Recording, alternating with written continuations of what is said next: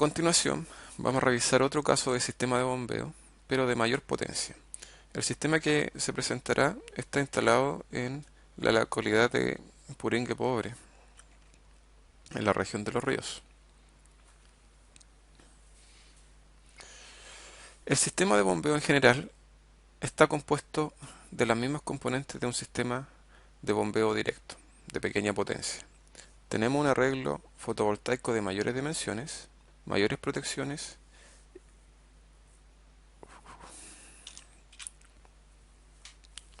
Luego tenemos el sistema de control que es el encargado de transformar la energía del arreglo fotovoltaico en una energía adecuada para la bomba, que en este caso es una bomba de mayor potencia, pero es una bomba equipada con un motor trifásico convencional, es decir, de aquellos que pueden ser conectados directamente a la red eléctrica. El agua bombeada va directamente hacia un embalse, donde posteriormente puede dársele uso para riego, para bebida de animales o uso doméstico. Lo que se observa en la figura es un diagrama eléctrico del equipo de control de potencia. Este dispositivo es conocido como VSD por su sigla en inglés. Esto significa Variable Speed Driver, es decir, un convertidor de velocidad variable. Lo que permite hacer esto es operar el motor a distinta velocidad de rotación. ¿Por qué es necesario hacer esto? Bueno, ya lo hemos visto, la potencia que proviene del arreglo fotovoltaico es variable a lo largo del día y por lo tanto no voy a poder bombear la misma cantidad de agua y la misma presión durante todo el día. ¿Por qué es necesario operar a velocidad variable? Eso simplemente está de acuerdo a que entre mayor velocidad de operación necesito, ¿verdad? Mayores son mis caudales y mis presiones, por lo tanto necesito mayor potencia.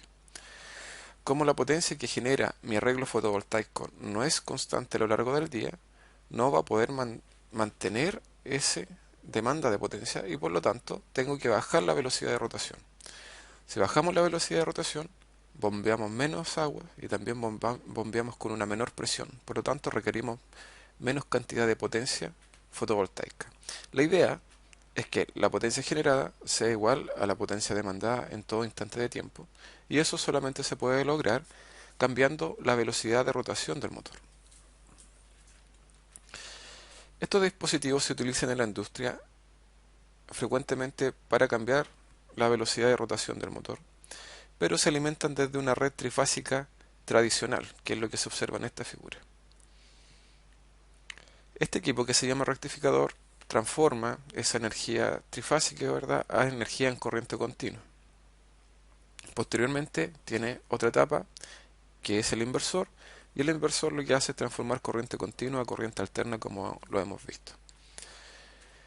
Este equipo en particular permite conectar el arreglo fotovoltaico directamente en el enlace en corriente continua. Por lo tanto, esta componente que hay acá no la estaríamos ocupando en el caso de aplicaciones fotovoltaicas.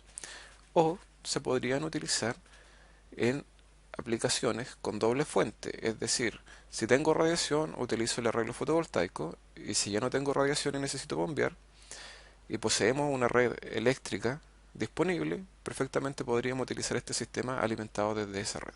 En este caso el sistema es isla, por lo tanto no disponemos de esta red. Y el bombeo se hace exclusivamente con energía fotovoltaica. La energía fotovoltaica es energía en corriente continua, por lo tanto va en el enlace de corriente continua y esa energía es transformada a corriente alterna por este inversor, donde se va a impulsar el motor a velocidad variable. Estos equipos también tienen algoritmos de seguimiento del punto de máxima potencia. Acá vemos las curvas de corriente voltaje que ya hemos visto para los paneles fotovoltaicos, y acá está la curva de potencia para cada nivel de radiación, para cada nivel de corriente. Y la idea, ¿verdad?, es que A medida que cambie la radiación, nosotros sigamos esta curva, que siempre estemos operando al punto de máxima potencia. Esa misma curva es la que se observa acá. Tenemos la potencia y tenemos los distintos grados de radiación. También hay variaciones en la potencia producto de la disminución del voltaje. Este es el efecto de la temperatura sobre la celda fotovoltaica, que disminuye el voltaje generado. Pero este convertidor de igual forma puede seguir operando en el punto de máxima potencia a pesar de que hayan cambios en la temperatura de operación. Acá podemos ver la instalación del parque fotovoltaico, que está compuesto por 88 paneles con una potencia de 250 watts cada uno. Esa es la potencia peak. Por lo tanto, en total se tiene una potencia de 22 kilowatts. Acá vemos que estos paneles fueron dispuestos a la altura del suelo, bajo esta disposición, y tienen este cerco, ya que está ubicado en una zona ganadera y por lo tanto los animales podrían perfectamente destruir estos paneles fotovoltaicos. Entonces se hizo el respectivo perímetro acá. La instalación directamente en el suelo ayuda a disminuir los costos en la estructura de elevación, aunque se debe tener en cuenta que las condiciones de ventilación serán más bajas que un sistema que está por sobre el nivel de suelo, y también se debe tener en cuenta el sombreamiento producto de la vegetación que está rodeando el arreglo fotovoltaico. Las celdas fotovoltaicas, en el caso de ser sombreadas, producen menos corriente, ya que el flujo de corriente es interrumpido entre las celdas.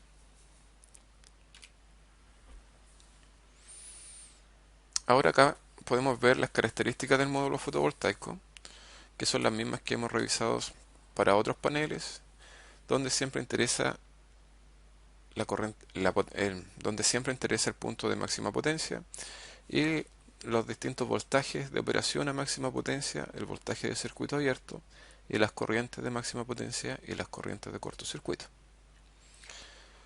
En el caso de este panel habla de que la eficiencia de la celda es de un 17.3% y la eficiencia del módulo en general es de un 15%. Y la tecnología de fabricación del panel fotovoltaico corresponde a silicio policristalino. Y acá vemos que esto está dado por condiciones de medición estándar, las que hemos mencionado anteriormente. En esta figura podemos observar la unidad de control. Podemos ver acá el variador de velocidad y este gabinete está equipado con un seccionador, lo que permite interrumpir el paso de corriente desde el panel fotovoltaico hacia el variador. Esto permite hacer una desconexión del equipo en el caso de que se necesite maniobrar sobre él, en caso de que haya mantenimientos. En la parte inferior también se puede observar que tanto el polo negativo como el polo positivo están equipados con protecciones fusibles en el caso de que exista una falla. Estos dispositivos están encargados de transformar la corriente continua en corriente alterna adecuada para la bomba. Y ahora estamos hablando de una bomba tradicional, por lo tanto estamos hablando de una generación de ondas tipo sinusoidales. La potencia de este equipo es de 15 kilowatts a la salida, es decir que podemos conectar una bomba de hasta 15 kilowatts. Si se fijaron anteriormente, la potencia de entrada era de hasta 22 kilowatts. El arreglo fotovoltaico en sí también se sobredimensiona con respecto a la bomba, de tal forma de que la potencia de salida sea más uniforme. En el fondo es equivalente a tener el sistema de seguimiento fotovoltaico que se observó en el caso anterior. Es decir, tenemos potencia más uniforme durante mayores horas del día y por lo tanto podemos aumentar el caudal bombeado. También este tipo de controlador incorporan una serie de protecciones de funcionamiento. Acá vemos que tiene protecciones contra polaridad inversa. Eso en el caso de que el panel fotovoltaico o el arreglo fotovoltaico sea conectado al revés, es decir, positivo con negativo. Tiene protecciones de sobrecarga, que es de utilidad cuando hay una condición de mal funcionamiento en la bomba, es decir, por ejemplo, frente a un rodete que se ha ensuciado, eh, va a haber una mayor demanda de corriente, por lo tanto eso va a tener un cierto grado de sobrecarga. También protecciones contra cortocircuitos y contra elevación de temperatura. Y como vimos anteriormente, el gabinete también está incorporado un seccionador para separar el arreglo fotovoltaico de el dispositivo de control. Y además está añadido un sistema de protección de funcionamiento sin caudal, que esto es para proteger la bomba. Acá vemos el, acá vemos el equipo de bombeo. En este caso se trata de una bomba Grundfos, ¿verdad? Que se instala verticalmente y la línea de succión tiene la particularidad de que está alineada con la descarga. Por lo tanto, es más fácil su instalación. La bomba corresponde al modelo CR327. Acá tenemos el motor, el modelo del motor, que tiene una potencia en el eje de 12 kilowatts, pero su potencia eléctrica absorbida es de 15 kilowatts. ¿Ya? Por lo tanto, con esto podríamos saber la eficiencia que tiene este motor, cuánta pérdida de energía tiene sobre él. Y además tiene que esta bomba puede bombear un caudal de 36.000 litros por hora a una altura de 85 metros. Con los datos mencionados anteriormente, podemos determinar la cantidad de agua que será bombeada. En enero y en diciembre se producen las mayores cantidades, que están del orden de los 268.000 litros día. Con esto podemos hacer nuestros pronósticos mensuales, donde se puede observar también que los volúmenes de agua bombeados en los meses de invierno también son menores, disminuyen con la radiación. Pero además este sistema fue diseñado para los meses de riego, ¿verdad? Como podemos ver acá tenemos enero y febrero, donde tenemos demanda de agua. En noviembre y diciembre también tenemos demanda de agua. En los restantes meses aún no existe la demanda, pero eventualmente se podría aprovechar.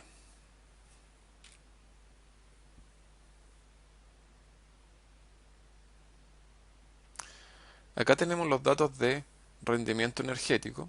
Nuevamente podemos ver acá que está la irradiación diaria acumulada en kilowatt hora por metro cuadrado día para la localidad de Puringue Pobre. Y tenemos que en verano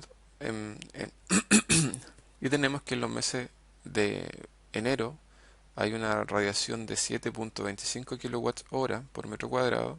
En diciembre un poco más baja, de 6.77 kilowatts hora.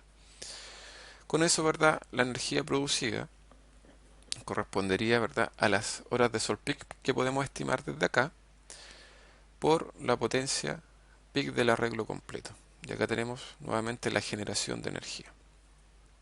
Como en estos meses no teníamos demanda de agua, esta energía de acá se está perdiendo en estos momentos porque no hay un consumo.